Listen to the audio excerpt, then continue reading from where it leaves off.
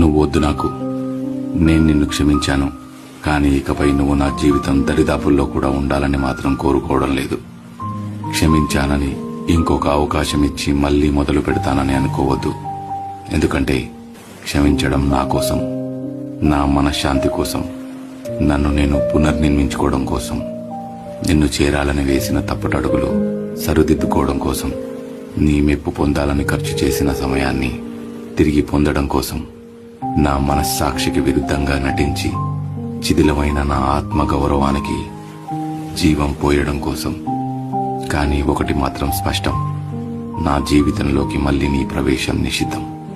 నేను నీకు మంచి జరగాలని కోరుకోగలను, కానీ నువ్వు నా జీవితంలో ఉండాలని అనుకోకపోవచ్చు. నా మంచి మనస్సుతో నీ శ్రేయస్సు కోరుకోగలను, కానీ నా తలుపులు ఎప్పటికీ తెరవకపోవచ్చు. నేను కోపాన్ని వదిలేశానని, నేను అనుభవించిన నరకాన్ని మర్చిపోయానని కాదు. నిన్ను క్షమించడం అంటే జరిగిన దాన్ని చెరిపేశానని కాదు. మర్చిపోవాలనుకున్నాను,